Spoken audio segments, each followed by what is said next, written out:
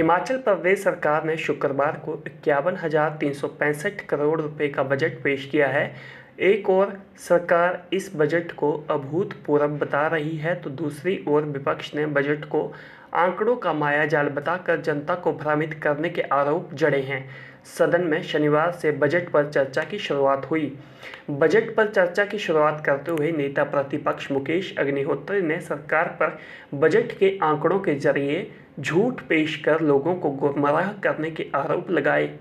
नेता प्रतिपक्ष ने कहा कि सरकार ने आगामी वित्त वर्ष के लिए ग्रोथ रेट 8.3 संभावित होना दिखाया है।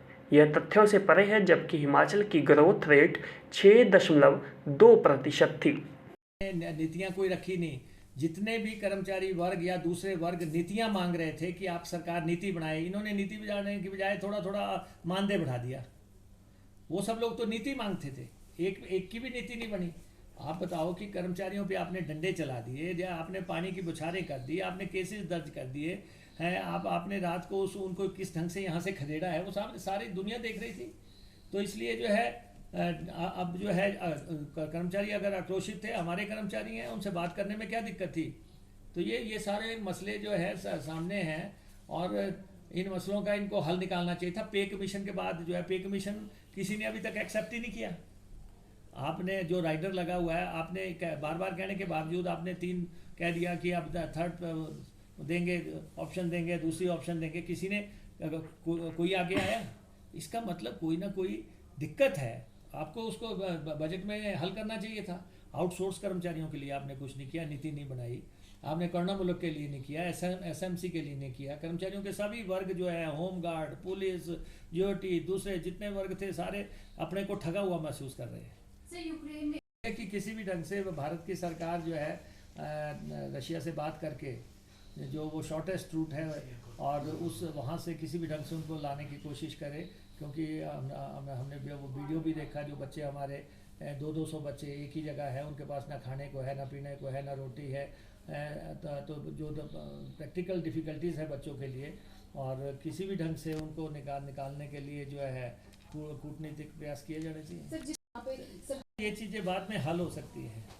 उन्होंने 4-4.5 साल पढ़ाई की है, उसके लिए क्या फार्मूला ईजाद किया जाएगा।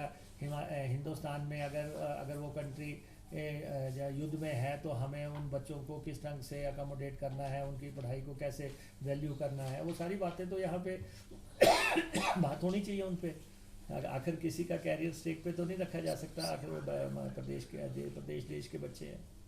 कि किसी को भी ये कहना चाहिए कि हमसे कौन सा पूछ के कहते, दिस इज़ वेरी अनफॉर्चुनेट। वो हिंदुस्तान के बच्चे हैं, उनको लाने के लिए सबकी चिंताएं हैं। इसलिए लूज कमेंट करने की कोई ज़रूरत नहीं है इसमें।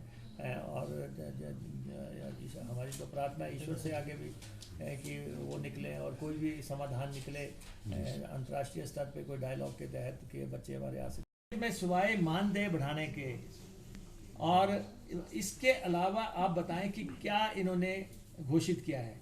कर्मचारियों के साथ इन्होंने टकराव बिल्कुल स्पष्ट हो गया। कर्मचारियों के खिलाफ केसेस बना रहे हैं। 44 कर्मचारियों के खिलाफ केस बना दिया आपने। इनको वापस लेने चाहिए कर्मचारियों के खिलाफ। कर्मचारियों से टकराव ले रहे हैं। पहले भी इन्होंने कर्मचारियों से टकराव किया भारतीय जनता पार्टी ने, आप फिर कर रहे हैं। ऐसा है ना, हम तो बात कर चुके हैं, हम हाउस के अंदर इसका ऐलान कर चुके हैं, लेकिन इनके पास जब ये धर्मशाला में थे, लाखों लोग आंदोलित थे, ये लोगों को वहाँ पे जाके मना रहे थे, भीड़ में जाके मना रहे थे। यहाँ पे इन्होंने बाइट दी है कि कर्मचारियों के पास मैं नहीं जा सकता। अरे भाई, 2.5 लाख कर्मचारी हैं प्रदेश के, 3 लाख कर्मचारी हैं, आप क्यों नहीं जा सकते? अगर आप दूसरों के पास जा सकते, इनके पास भी चले जाओ। ये तो स्थितियाँ आपके सामने है ना कि आप क्यों नहीं जाएंगे? अगर या तो आप रिवायत ना डालते, पहले ना जाते। सर, वही मुख्यमंत्री आज हमने उसको इनिशिएट किया है, और जो मुख्यमंत्री जी ने बजट का डॉक्यूमेंट पेश किया, वो प्रदेश की बैंक्रप्सी का डॉक्यूमेंट है, प्रदेश के दिवालियापन का डॉक्यूमेंट है, मिसमैनेजमेंट का डॉक्यूमेंट है, फाइनेंशियल इनडिसिप्लिन का डॉक्यूमेंट है। और इसमें ना कोई इनोवेशन है, ना कोई विज़न है, ना कोई थॉट है, ना कोई सोच है। और ज़मीन खिसकती देखकर मुख्यमंत्री घबरा गए। क्योंकि धरती खिसक रही है और ये घबराहट का बजट है, ये चिंताओं से जुड़ा हुआ बजट है। और ये जो 4 चुनाव हारे थे उसके बाद का बजट है कि अब सत्ता छूटती हुई नज़र आ रही है, तो ये विदाई का बजट है।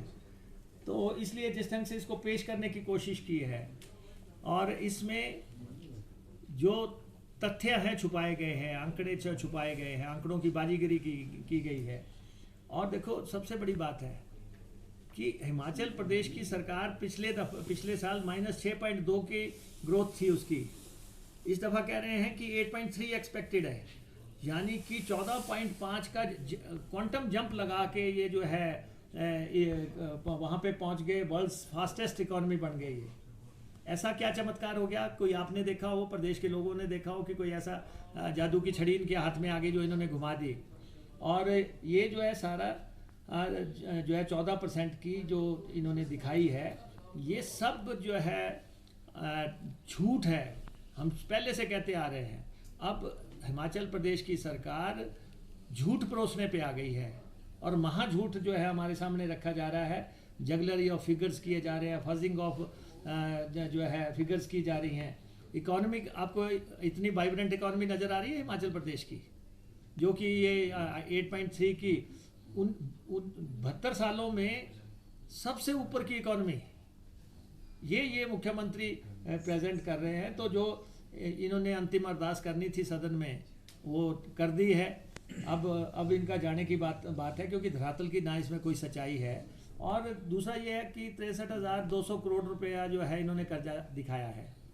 हम इनको ये कह रहे हैं कि 31 मार्च 2022 तक अब